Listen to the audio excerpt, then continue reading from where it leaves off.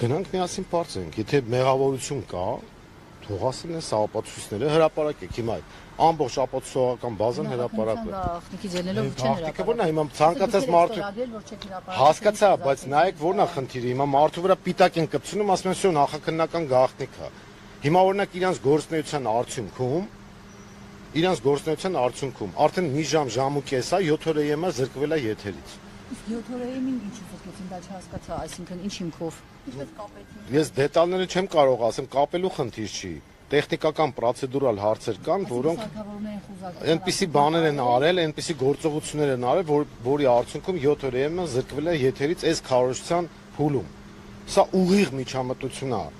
քաղաքական եւ ընտրական գործընթացներին, եւ ես հիմա կուզենայի տեսնել, թե այն հայտնի կազմակերպությունները, մամուլի ազատության, խոսքի ազատության, ինչ են ասելու։ Ասելու են, որ ամեն ինչ նորմալ է, 7 օր ԵՄ հսկայական տասնյակ հազարների այցելուներ ունի օրական։ Հիմա այս քարոզչության փուլում իրանք, որ մեզ զրկում են 7 օր ԵՄ-ից, դա նշանակում է քարոզչական թթվածինից զրկել մեզ։ Նաեւ դա իմ պաշտպանության համակարգն է, չէ՞։ Հիմա իրանք լուտանքները թափել են, ասում են նախաքննական գաղտնիք չհրապարակեք, թե չէ նոր բաներ կհարուցենք, ու արդյունքում իրանք շամպես հաչան իմ